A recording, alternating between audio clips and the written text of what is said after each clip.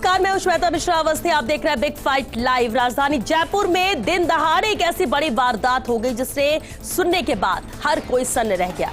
श्री राष्ट्रीय राजपूत करणी सेना के अध्यक्ष सुखदेव सिंह गोगामेडी की उनके घर में ही 3 बदमाशों ने गोली मारकर हत्या कर दी और फिर भाग निकले।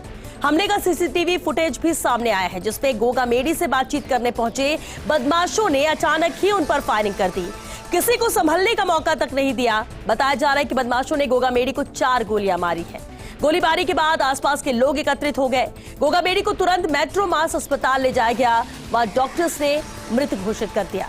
फायरिंग के दौरान सुखदेव सिंह गोगामेडी के गनमैन सहित 3 लोग घायल हो गए हैं। तीनों को सवाई मानसिंह अस्पताल के ट्रॉमा सेंटर में भर्ती कराया गया है। उधर घटना को लेकर राजपूत समाज के लोगों में आक्रोश है। वहीं सर्व समाज ने जयपुर बंद का ऐलान किया है। ऐसे में अब सवाल उठ रहे हैं कि क्या गुलाबी नगरी में पुलिस का इकबाल खत्म हो गया है?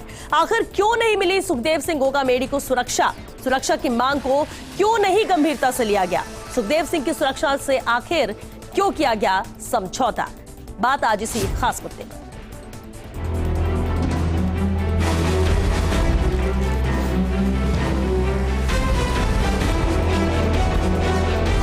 और उसको काफ़ी समय से धमकियां मिल रही थी।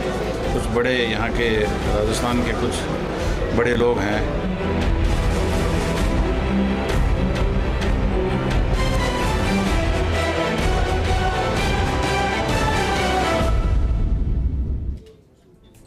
और चलिए इस पर चर्चा के लिए खास मेहमान हमारे साथ जुड़ चुके हैं। सबसे पहले उनसे रूबरू करा दे आपको। हमारे साथ हैं बीजेपी प्रवक्ता राजेंद्र सिंह शेखावत जी, कांग्रेस प्रवक्ता डॉक्टर प्रदीप चतुर्वेदी जी और साथ ही रिटायर्ड पुलिस अधिकारी योगेंद्र जोशी जी भी हमारे साथ चर्चा में मौजूद हैं।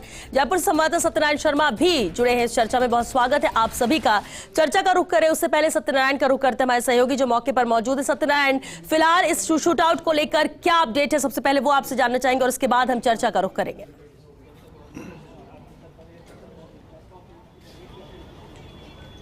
श्वेता, देखिए, जयपुर के इतिहास में पहली बार ऐसा हुआ है कि मतगणना की यानी कि विधानसभा चुनाव की मतगणना के महज 48 घंटे बाद में इतनी बड़ी वारदात होती है और वारदात के 7 घंटे बाद भी पुलिस के हाथ खाली होते हैं। हालांकि पुलिस पीछा कर रही है बदमाशों का, ट्रेस कर रही है कौन बदमाश थे। एक जो गैंगस्टर है रोहित गोदारा, उसने इस पूरे हत्याकांड की जिम्मेदारी ली है, लेकिन शूटर कौन थे इसकी जाँच अभी जारी है।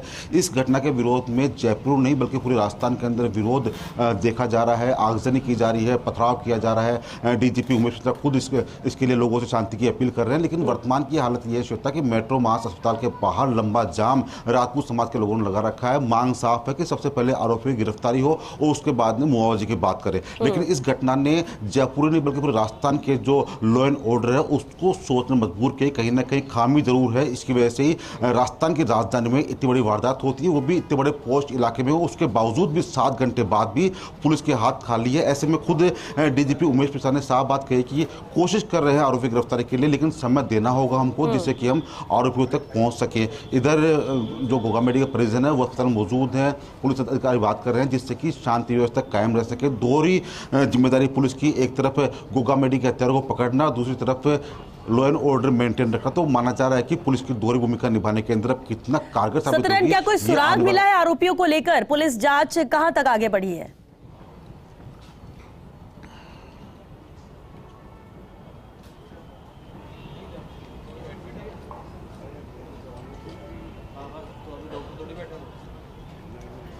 चलिए वापस सत्यनारायण से जुड़ने की कोशिश करेंगे। लेकिन योगेंद्र जोशी जी, इतना बड़ा शूट आउट होता है आज दोपहर, जिसके बाद सवाल भी कई उठ रहे हैं। लेकिन एक सवाल जो कि लापरवाही थी, 4 से 5 बार उन्होंने शिकायत की थी कि उन्हें धमकियां मिल रही है लेकिन सुरक्षा मुहैया नहीं कराई गई। श्वेता जी, आपने बिल्कुल सही बात कही है। जब हम बबूल का पेड़ उगाएंगे तो फल तो उसमें नहीं आएंगे। 5-7 सालों में हमने अपराधियों पर रोक लगाने का प्रयास नहीं किया इतना जितना करना चाहिए था।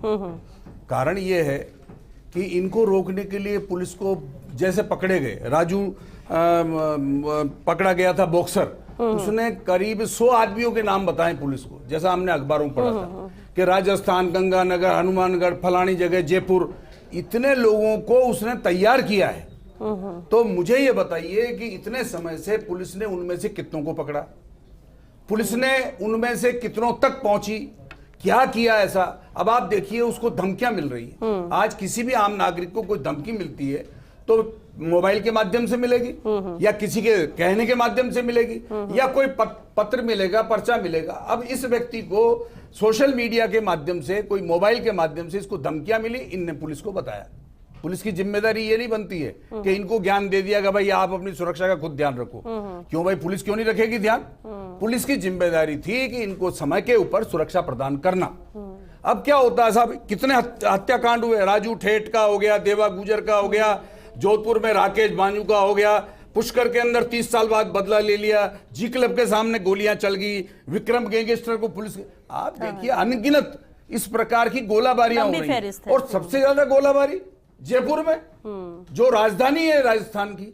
मैं समझता हूं इससे ज्यादा शर्म की बात यहां के राजनेताओं और पुलिस के लिए कोई नहीं है। क्यों? क्योंकि ऐसा नहीं हो सकता। मैं पुलिस में नौकरी की 36 साल, मैं पुलिस को कमजोर नहीं बता सकता। मैं पुलिस को यह नहीं कह सकता कि पुलिस काम नहीं करती है, पुलिस काम करना नहीं जानती है।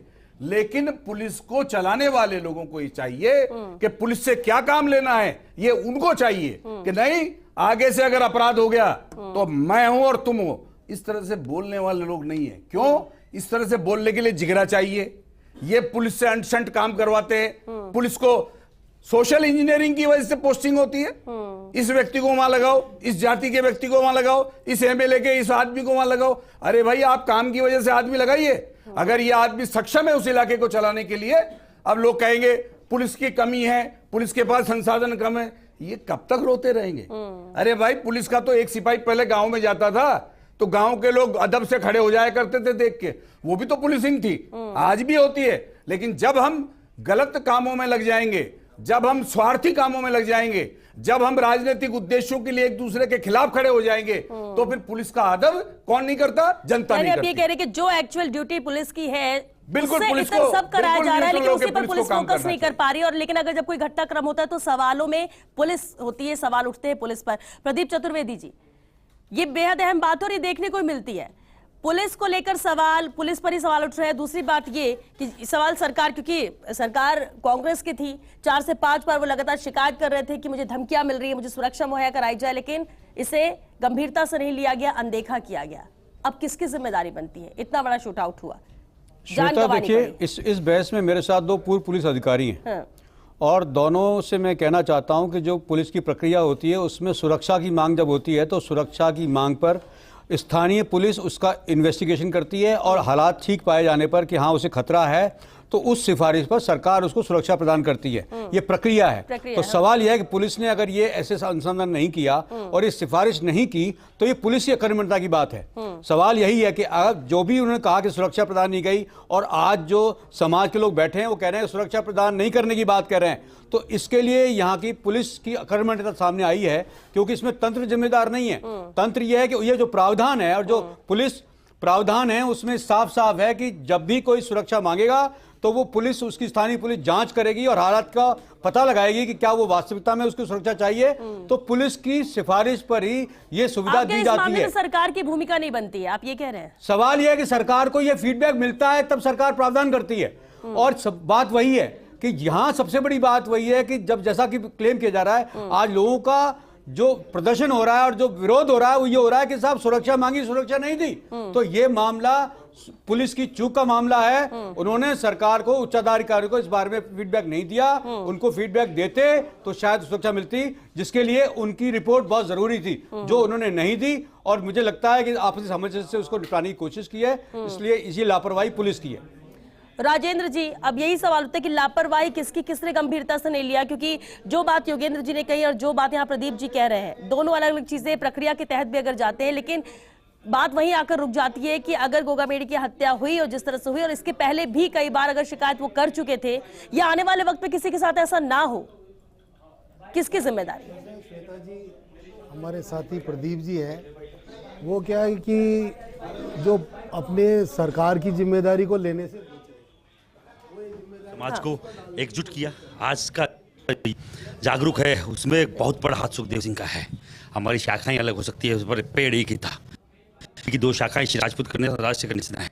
मैं राष्ट्रीय श्री राजपूत करने राष्ट्रीय देखते हैं, उससे कोई फर्क नहीं पड़ता। हमारी विचारधारा एक थी, हम लोग मिलजुल के कभी भी समाज को जब जब एकता की जरूरत पड़ी हम लोग साथ खड़े रहे, और ऐसा उनके साथ हुआ है। हम लोग हैं और पूरा देश का राजपूत युवा उनके साथ मैं दिल्ली से सीधा आया हूँ। मेरा प्रोग्राम था 10 तारीख को, 10 दिसंबर को रामलीला मैदान में। वो पूरा छोड़ के हम लोग यहाँ आए हैं। पूरा देश उद्वेलित होगा अगर जल्द से जल्द उनका इनकाउंटर नहीं किया गया। पकड़ना नहीं, इनकाउंटर करना। जब यूपी में इनकाउंटर हो सकता है तो यहाँ लगा का इन्होंने दी है। अभी चेहरा नहीं है, मैं नहीं बोल रहा इन पे कोई बात नहीं। शासन जो पिछले 2.5 साल से कांग्रेस सरकार में था, कांग्रेस सरकार उनसे चिल्ला के इन्होंने कमिश्नर डीजी दोनों तीनों के पास जाके आए, कितने मंत्रियों के पास जाके आए। फोन की मेरे पास टेलीकॉल आ रहे हैं, मारने की धमकियां मिल रही हैं और वही जिनको कर रखा है, जिनका है उस संगठन के लोग जिम्मेदारी ली है। अभी मूसे वाला कांड किया उन्होंने जिम्मेदारी। तो महिपाल सिंह मकराना को अभी सुन रहे थे, बिल्कुल आपको रोका था उस वक्त राजेंद्र जी। इनका कहना अभी आपने भी सुना महिपाल सिंह, इनका कहना यही है कि उद्वेलित होंगे और हमें सिर्फ उनकी गिरफ्तारी नहीं चाहिए कि आरोपी गिरफ्तार, उनका एनकाउंटर होना चाहिए। जब उत्तर प्रदेश में हो सकता है तो यहाँ क्यों नहीं? आप अपनी बात पूरी कीजिए राजेंद्र जी। जो हमारी बात शुरू हुई थी वो इस बात से शुरू हुई थी कि आखिर गोगा मेडी जी की जो हत्या हुई है उसकी जिम्मेदारी प्रदीप जी शिफ्ट कर रहे थे पुलिस के ऊपर। तो सरकार को ये जिम्मेदारी खुद लेनी चाहिए। इस तरह से कोई पुलिस के ऊपर जिम्मेदारी शिफ्ट नहीं की जा सकती। पिछले 5 साल के अंदर जो हमने देखा है कि किस तरह से कानून और व्यवस्था पूरी तरह से चरमरा गई है। पूरे राजस्थान में अपराधी है वो खुलेआम गोलियां चला रहे हैं, चाहे वो भरतपुर हो, चाहे सीकर में राजू ठेठ की हत्या हो। कई घटनाएं ऐसी हुई है जिन्होंने पूरे कानून को चुनौती दी है। परंतु ये सरकार है जिसमें मुख्यमंत्री जी खुद ही गृह मंत्री भी है और वो हमेशा अपनी जिम्मेदारी से बचते रहे और इसी का दुष्परिणाम है कि आज इतना बड़ा विभत्स हत्याकांड राजस्थान की राजधानी के अंदर घर के अंदर घुसकर किस तरह से नृशंस हत्या की गई है उसके रूप में सामने आया है। अब इसमें जिम्मेदारी से बचने की कोई बात ही नहीं है। पुलिस ने जहाँ जहाँ अगर गलतियाँ की है तो पुलिस के खिलाफ कार्रवाई होनी चाहिए। जब उसने सुरक्षा मांगी और उसको जब खतरा था गोगा मेडी जी को तो पुलिस को सुरक्षा प्रदान करनी चाहिए थी। अब इसमें अगर चूक हुई है तो ये पुलिस की चूक है, हमारी चूक नहीं है, ये कहना मैं समझता हूँ कि पूरी तरह से गलत है। और जिस तरह से राजस्थान में क्राइम का जो वातावरण बना है, आज हम राजस्थान में अपराधों के मामले में पूरे देश में जो NCRB का रिकॉर्ड है उसके अंदर हम नंबर 1 है। हम दलितों के साथ अत्याचार में नंबर 1 है, पेपर लीक के मामलों में हम नंबर 1 है, मतलब भ्रष्टाचार में हम नंबर 1 है। ऐसे में तो अब बड़ी जिम्मेदारी राजेंद्र जी आप लोगों पर आएगी। सरकार अब बदली है, इसीलिए जनता ने भरोसा जताया है, इसीलिए तो अब इसी तस्वीर को बदलने पे और ये प्रायोरिटी में होना चाहिए, प्राथमिकता में होनी चाहिए सरकार की। बाकी चीजें वादे तो है लेकिन सुरक्षा सबसे पहले। निश्चित रूप से हमारी सरकार अब आई है, उसका गठन होगा। निश्चित रूप से कानून व्यवस्था प्राथमिकता का विषय होगा और ये बात सही है कि अगर किसी राज्य में कानून और व्यवस्था ठीक है तो पूरे राज्य का उसका विकास, राज्य की सुख शांति उसी बात पे निर्भर करती है। तो यह महत्वपूर्ण प्राथमिकता में से हमारी जो सरकार होगी उसकी प्राथमिकता होगी। योगेंद्र जी, 2 बातें हैं। आपने भी अभी जिक्र किया कि पुलिस की जो एक्चुअल ड्यूटी है उससे इतर बहुत चीजें कराई जाती है, इधर उधर के काम, और इसलिए जहां फोकस होना चाहिए वो हो नहीं पाता। इस घटना के बाद जो प्रदीप जी ने कहा, प्रक्रिया क्या है? जो प्रक्रिया है वो तो ये है कि ठीक है, लेकिन क्या सरकार को उसकी जानकारी नहीं होती है?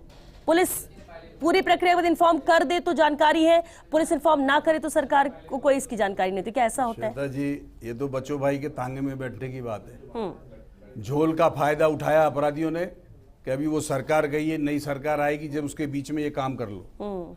तो इसका फायदा उठाया राजनेताओं और पुलिस वालों को। ये अपराधियों का खुला चैलेंज है। और उन्होंने देखिए जो सोशल मीडिया के अंदर डाला है पोस्ट, उसमें और लिखा है, उनके नाम लिखे हैं नीचे कि इनको भी इनकी दहलीज पर मारा जाएगा। इससे ज्यादा शर्मनाक बात हमारे राजनेताओं और पुलिस के लिए कुछ नहीं हो सकती। आप बताइए कि राजनेता शासन करते हैं, हमारा प्रजातंत्र का देश है, यहाँ कोई शासन पुलिस नहीं करती अकेली। और कंट्रोल कौन करता है? राजनेता कंट्रोल करते हैं, गृह मंत्री इनका होता है। ये अगर उसको कह दे डीजी को कि ये ऐसी चीज नहीं होनी चाहिए तो नहीं होनी चाहिए, और अगर हो रही है तो उनको हटाओ, अपने घर भेजो उनको। मैं ये कह रहा हूं आपसे कि एमएलए, पार्षद, छोटे छोटे नेता, इवन कोई संस्था का अध्यक्ष है उनको पुलिस मिल रही है। और ये एक राजपूत करनी सेना के राष्ट्रीय अध्यक्ष है, मान लीजिए यहाँ के हैं, उनको जो थ्रेट दी जा रही है उन्होंने पुलिस को बता दी है। और ये राजनेताओं को भी पता है, ऐसा नहीं हो सकता। ये मैं आपको ये और बता दूं बात कि अगर थ्रेटिंग की संबंधित जानकारी, किसी बड़े आदमी की कोई जानकारी आती है तो सीआई कोई अपनी जेब में नहीं रख लेता या वो अपने पेट में दबा के नहीं रख सकता। वो तो उसकी जिम्मेदारी है कि वो एसपी को बताएगा, उसकी जिम्मेदारी के एसपी आईजी को बताएगा, उसकी जिम्मेदारी आईजी डीजी को बताएगा। और सीआईडी, मैं तो ये कह रहा हूं ना साहब, आईबी भी तो है हमारे यहाँ, उसके डीजी भी तो थे पहले यहाँ एक है। उन्होंने वो राजनीतिक जो जानकारियां थी, राजनीतिक सूचनाएं देने में तो मास्टर निकले, लेकिन अपराधियों की जानकारी लेने में मास्टर नहीं है। और उसका कारण यही है कि अपराध हो रहे हैं। और आज जयपुर के अंदर जो अपराध हुआ है, तो ये मान के चलिए जयपुर की अर्थव्यवस्था पर, जयपुर के जो आने वाले लोग हैं, जो यहाँ दर्शनीय लोग हैं, उनके ऊपर इस चीज का बड़ा फर्क पड़ने वाला है। और अभी भी सावचेत करता हूं आने वाली सरकार को कि वो कांटों के ताज को लेके बैठेगी। इसको मजाक नहीं समझें कि अगर आप सरकार में आएंगे तो आसानी से इन गुंडे और बदमाशों को आप कंट्रोल कर सबसे बड़ी बात यह कि देखिए पुलिस का इकबाल खत्म हो गया। अब लोग इस घटना के बाद जो आज हुई है, जहां जान गंवानी पड़ी सुखदेव सिंह गोगामेडी को, लोग तो यही सोचेंगे कि हमारे राज्य में तो पुलिस व्यवस्था या सुरक्षा व्यवस्था ऐसी है कि हम अपने घर में भी सुरक्षित नहीं है, कभी भी कोई भी आके गोली चला देगा। प्रदीप जी, ये हालात राज्य में बने क्यों? सबसे मजबूती तो इसी चीज को लेकर रहनी चाहिए कि अगर राज्य में रहने वाला जो व्यक्ति है वो अपने आप को सुरक्षित महसूस करे कि कम से कम हमारे राज्य में सुख शांति है और इस तरह का तो कोई भय नहीं है। लेकिन अब तो यही डर रहेगा कि कभी भी कोई भी आ जाए अंदर और शूट करके चला जाए। श्वेता, देखिए एक बात देखनी पड़ेगी कि केंद्र सरकार ने अभी इलेक्शन 5 राज्यों में चुनाव होने के बाद कल एनसीआरबी के आंकड़े जारी किए हैं। आपको बता दूं कि जिन 5 राज्यों में चुनाव हुए हैं उनके अलावा उत्तर प्रदेश, महाराष्ट्र, मध्य प्रदेश, बिहार और राजस्थान 44% मुकदमे जो है इन राज्यों में दर्ज हुए हैं हत्या के। और आप देखिए कि सवाल यह है कि राजस्थान ही नहीं, मैं इसकी वकालत नहीं कर रहा हूं, लेकिन देश में ये समस्या है, देश में भी नहीं दुनिया में समस्या है कि चाहे जितना भी डिसिप्लिन कंट्री हो, देश हो, सब जगह पुलिस की व्यवस्था कायम है। तो सवाल यह है कि अगर 44% उनमें हमारा स्टेट सबसे लास्ट में है, सबसे ऊपर उत्तर प्रदेश, फिर बिहार, फिर महाराष्ट्र, फिर मध्य प्रदेश और फिर ये समझिए उसके बाद राजस्थान नंबर। तो सवाल ये मैं कहना चाहता हूं, अभी राजेंद्र जी ने जो बात कही, मैं उस पर ध्यान दिलाना चाहता हूं कि ये देशव्यापी समस्या है। और लॉ एंड ऑर्डर में पहली बात यह है कि जब तक अपराध नहीं होता उससे पहले की जो स्थितियां होती हैं उससे पुलिस की जानकारी होती है। तो पुलिस को ये सारे उपाय करने होते हैं। अगर सुरक्षा मांग रहा है या वो उनकी इंटेलिजेंस भी होती है, उनको पता होता है कि दंगा होने वाला है तो वो एहतियात पे कदम उठाते हैं। उसी तरीके से अगर किसी व्यक्ति ने कोई सुरक्षा मांगी थी तो उसकी उचित जांच करके वो व्यवस्था करनी चाहिए थी। आप सरकार को या प्रशासन को, पुलिस के उच्च प्रशासन को जानकारी देते हैं कि हाँ इसे सुरक्षा की आवश्यकता है, तब प्रशासन लेकिन गोगामेडी जैसी जो शख्सियत हो और जानकारी सरकार को ना मिली हो, ये भी तो नहीं माना जाए। ये बात डाइजेस्ट नहीं होती है। ये प्रक्रिया की बात है। ये सूचना भी पुलिस का तंत्र ही देता है। राज्य को पुलिस तंत्र ही सूचना देता है कि वहां क्या स्थितियां हैं, क्योंकि उनकी जिम्मेदारी है। मान लेते एक बार नहीं दिया, लेकिन अगर एक ही व्यक्ति 4 से 5 बार बोल रहा है तो हर बार तो इग्नोर नहीं किया गया होगा, बताया तो गया होगा। तो ये जिम्मेदारी स्थानीय पुलिस की है कि वो ये बात जांच करे कि इसको सुरक्षा की जरूरत है। अगर वो रिपोर्ट नहीं भेज रहे, वो उच्च प्रशासन को अवगत नहीं करा रहे, तो ये उनकी जिम्मेदारी है। राजेंद्र जी, आपको जांच का विषय ये भी लगता है कि इन्फॉर्म किया गया या नहीं किया गया। अगर प्रदीप जिस बात पर अड़े हुए हैं कि नहीं, ऊपर नहीं बताया गया, सरकार के स्तर पर जानकारी नहीं थी या पुलिस या जिन पर जिम्मेदारी थी उन्होंने आगे इस बात को कन्वे नहीं किया, तो जांच तो अब इसमें भी होनी चाहिए कि लापरवाही किसकी है। छोटी सी लापरवाही से अगर किसी की जान चली जाती है तो ये बड़ी लापरवाही है। श्वेता जी, साल भर से वो आदमी अपनी सुरक्षा के लिए पुलिस को वार लगा रहा था, परंतु मैं कह रहा हूँ ना, पुलिस पे नियंत्रण ही नहीं है इनका। अगर ये कह रहे हैं कि साहब वो सब काम पुलिस ने किया, गलत किया है, जो भी जिम्मेदारी है पुलिस की है, तो फिर आपका नियंत्रण कहाँ था सरकार पे? पुलिस पे कहाँ नियंत्रण था? वो तो आपकी ड्यूटी थी। गृह मंत्री आपके थे, मुख्यमंत्री आपके थे, सरकार आपकी थी। आप लोगों को देखना चाहिए था कि किस तरह से कानून व्यवस्था बनी रहे, किस तरह से एक आम आदमी को सुरक्षा मिले। सुखदेव सिंह गोगामेडी कोई क्यों, हर आदमी की सुरक्षा की जिम्मेदारी सरकार की है। क्योंकि अगर सामने वाले वो धमकी कोई दे रहे हैं अलग यूं थोड़ी बांटी जा सकती है कि ठीक तो है। सोडाला थाने की जिम्मेदारी थी या जोटवाड़ा थाने की जिम्मेदारी थी, क्योंकि अगर ये तो अब सरकार की खुलेआम जिम्मेदारी धमकी ये दी है। जाए जो कि अभी तो सरकार और भी लोग हैं और सत्ता में है सबकी उसकी दहलीज पर जिम्मेदारी मारेंगे। थी। उसका आज एक उदाहरण है कि घर में घुसकर किस तरह से मारा गया और दूसरों के नाम के साथ भी धमकी दे रहे। तो अब तो सवाल उठता है कि अब तक की लापरवाही तो देख ली, लेकिन आगे के लिए कितना अलर्ट है, हम क्या किया जाएगा, ऐसी तस्वीर दोबारा ना बने। हजारों लोग जो कूच कर रहे हैं, जो जयपुर पहुंच रहे हैं, और यहाँ पर हॉस्पिटल के बाहर की भी तस्वीरें जो देखने को मिल रही है, आक्रोशित लोग हैं, स्थितियां यहाँ ना बिगड़े, लॉ एंड ऑर्डर मेंटेन रहे, ये कितनी बड़ी चुनौती अब रहेगी। देखिए श्वेता जी, जो कुर्सी पे बैठने के लिए तत्पर हैं और तैयार हैं, उनको ये सोच लेना चाहिए कि आने वाला समय और कठिन आएगा। ये अपराधी जो सोशल मीडिया पर, आप देखिए, मुंह पे ढाटे भी नहीं बांधते हैं। पहले तो अपराधी मुंह पे ढाटे बांधता था, अब ये ढाटे भी नहीं बांधते हैं, ये दिखाते हैं। तो इसका मतलब ये है कि ये अपराधियों का जो ट्रेनिंग सेंटर होता चला जा रहा है, ये उनको बताया जा रहा है कि तुम बिल्कुल ऐसे जाओ निर्भीक, फिर देखो तुम्हारी शक्लें सब देखेंगे, पूरा देश देखेगा टीवी चैनल के ऊपर। जब तुम जेल में जाओगे तो तुमको ये सुविधाएं मिलेंगी, जब तुम जेल से कहीं टेलीफोन करोगे तुम्हारे नाम से तो पैसा आएगा। मैं बताऊं आपको ये स्थिति कैसे आ रही है, ये स्थिति आ रही है कमजोर प्रशासन की वजह से।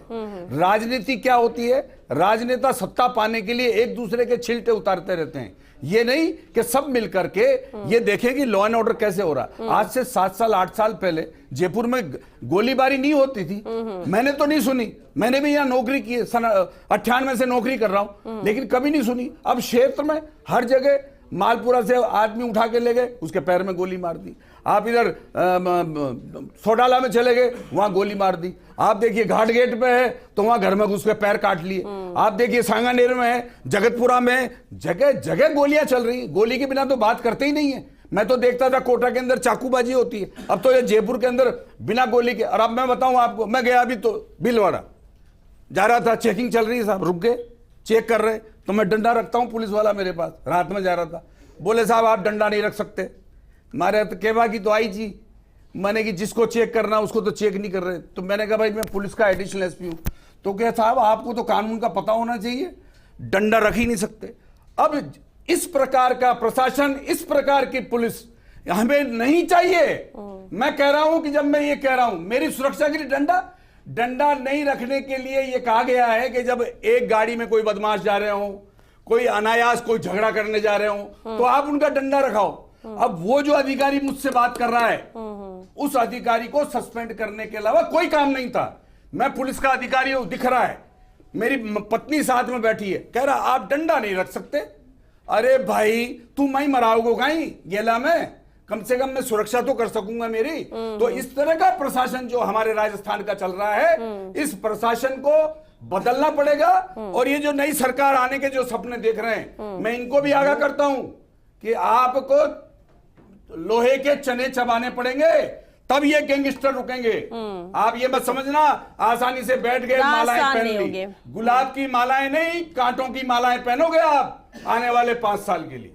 चलिए, क्योंकि वक्त खत्म हो चुका है, बहुत शुक्रिया आप सभी का इस चर्चा में शामिल होने के लिए। देखिए, शूट आउट जो हुआ उसके बाद जिस तरह से हजारों लोग आक्रोशित हैं, मौके पर पहुंच रहे हैं, बड़ी चुनौती रहेगी यहाँ पर कि इसे लॉ एंड ऑर्डर शहर में मेंटेन रखा जाए और सबको शांति बनाए रखने के लिए कहा जाए। फर्स्ट इंडिया भी लगातार ये अपील करता है। लेकिन एक बड़ा सवाल ये भी कि जिस तरह से आज तस्वीरें जयपुर में देखने को मिली, जिस तरह से जान गंवानी पड़ी सुखदेव सिंह गोगामेडी को, आने वाले वक्त में किसी और के साथ ऐसा ना हो, इसके लिए कितने गंभीर है, कितनी गंभीरता से शिकायतों को लिया जाता है। अगर कोई सुरक्षा मुहैया कराने के लिए रिक्वेस्ट करता है तो कितनी गंभीरता से उसे लिया जाता है, और आने वाले वक्त में ऐसी कोई तस्वीर सामने आए, ये भी जिम्मेदारी पुलिस की भी बनती है, प्रशासन की बनती है, सरकार की बनती है। और सबसे बड़ी बात ये कि सरकार सत्ता में तो आ गई, लेकिन सबसे बड़ी जिम्मेदारी के तौर पर इसे देखा जाए कि यहां पर सुरक्षा सबसे अहम है प्रदेशवासियों की। उससे इतर आप फिर चाहे जो भी वादे किए उसे पूरा कीजिए, लेकिन इससे पहले इस तस्वीर को बदलना राजस्थान में जरूरी है। चलिए, इसी साथ बिग फाइट लाइव में आज के लिए बस इतना ही। नमस्कार।